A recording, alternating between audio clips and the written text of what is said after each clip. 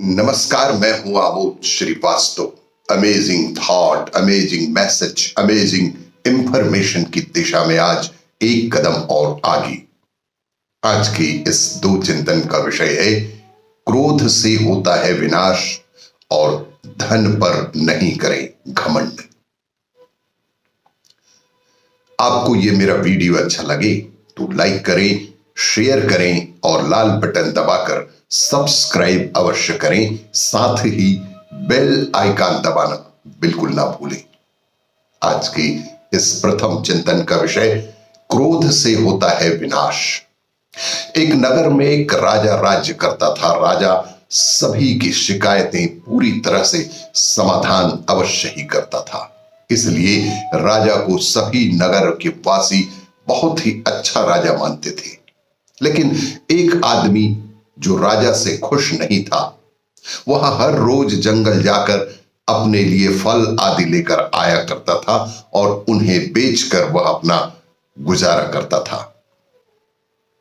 एक दिन वह अपनी गाड़ी में कुछ फल लेकर आ ही रहा था कि तभी सामने से राजा की सवारी आ रही थी। सैनिकों ने कहा कि राजा की सवारी आ रही है, तुम्हें रास्ते से हट जाना चाहिए।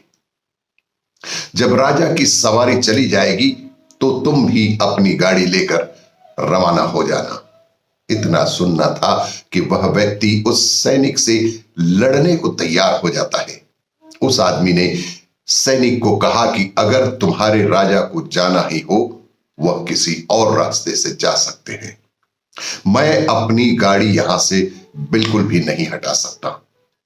तभी राजा भी वहां आ पहुंचते हैं और पूछते हैं कि वह आदमी इतने गुस्से में क्यों है।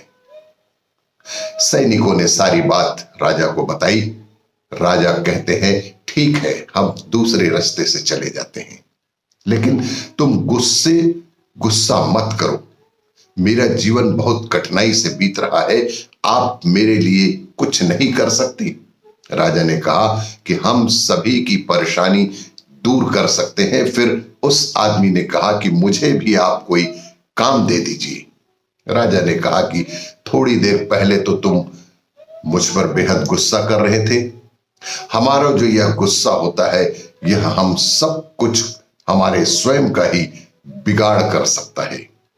गुस्से से दूसरे का कुछ भी नुकसान नहीं होता। गुस्सा करने से सिर्फ और सिर्फ स्वयं का ही विनाश होता है। उस आदमी ने अपनी गलती का एहसास किया। राजा ने उसे अपने राज्य में माली का काम देकर उसे संतुष्ट किया। कभी भी क्रोध किसी के लिए लाभदायक नहीं हो सकता। आज के इस दूसरे चिंतन का विषय, धन पर घमंड ना करें।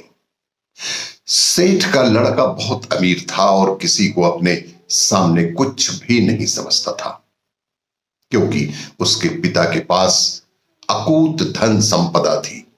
एक दिन लड़का अपने घोड़े से घर जा रहा था, तभी उसके आगे एक बूढ़ी महिला आ जाती है और गिर जाती है, क्योंकि वह बहुत तेजी से अपना घोड़ा लेकर दौड़ रहा होता है।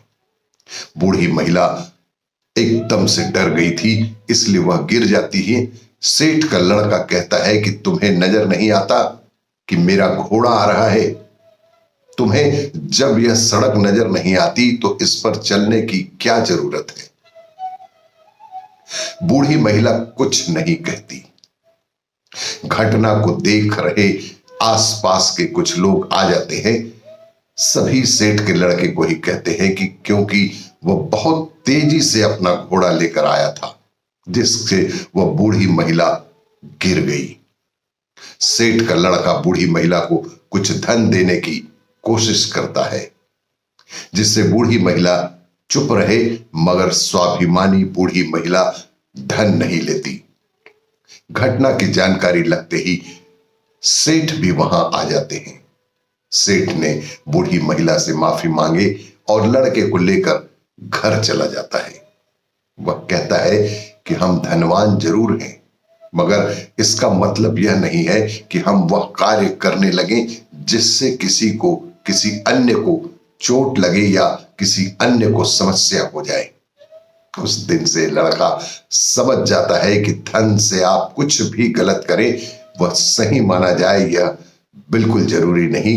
लड़के का धन पर घमंड करने की आदत में धीरे धीरे सुधार होने लगा। आपको यह मेरा वीडियो अच्छा लगे तो लाइक करें, शेयर करें और सब्सक्राइब अवश्य करें। धन्यवाद।